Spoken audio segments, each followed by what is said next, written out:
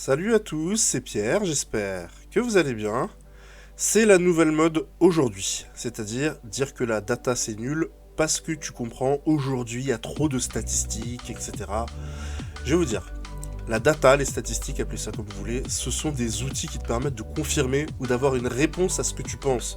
C'est pas là pour remplacer une pensée, mais pour la confirmer. Ce joueur-là ne court pas beaucoup.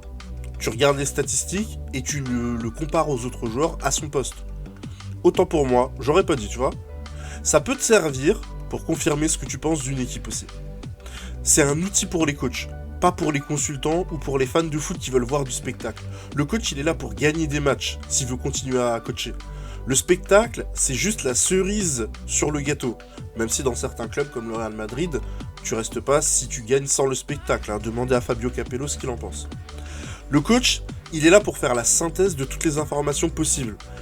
Médicales, sportives, mentales, temporelles, météorologiques, etc. Pour tendre vers son idée qui pense être la meilleure pour gagner.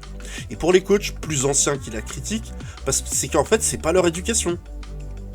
Voilà, donc ouvrez-vous, prenez ce qu'il y a de meilleur, vous n'êtes pas obligé de tout prendre. Hein.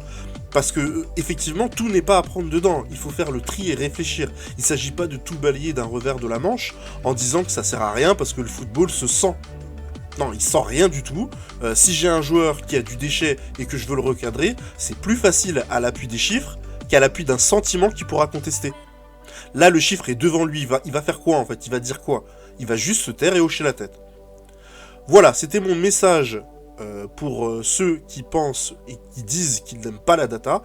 Si vous n'êtes pas coach, vous n'en verrez pas l'utilité. Moi, les rapports d'audience de la télé, ça m'intéresse pas. Maintenant, si je bossais à la télévision, bah je les regarderais.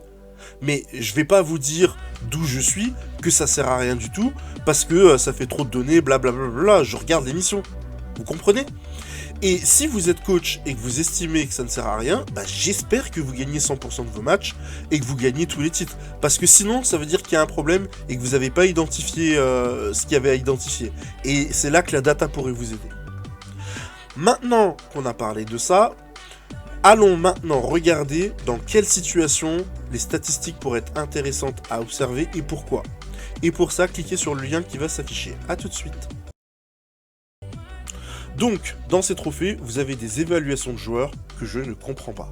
Exemple, Jorginho a gagné la Ligue des Champions avec Chelsea, il a aussi gagné l'Euro avec l'Italie, donc, comme le point commun des deux, c'est Jorginho, il devrait être élu Ballon d'Or. Sa prestation d'un seul coup, elle est formidable. Sans même qu'on énonce ce qu'il a fait, hein, qui mérite d'être récompensé. Hein. C'est-à-dire, c'est la production à son poste. Non, en demi, match aller, Kanté, match retour, Kanté, et en finale, Kanté. Donc, 4 fois homme du match, Kanté, Jorginho, une seule fois. Ok, passons. Donc on résume. Jorginho fait ses moins bonnes statistiques à son poste depuis qu'il est à Chelsea. Il n'est pas décisif, ce qui pourrait expliquer sa domination. Il a un coéquipier Kanté qui a été meilleur à quasiment tous les matchs importants. Il n'est pas le meilleur en sélection également. Il n'est pas décisif et il rate son pénalty en finale. Mais il est le point commun entre la victoire de Chelsea et de l'Italie, donc Jorginho finit 3ème à la 3ème place du Ballon d'Or. Et certains ont même défendu publiquement la position comme quoi il devait être Ballon d'Or. Ça n'a aucun sens!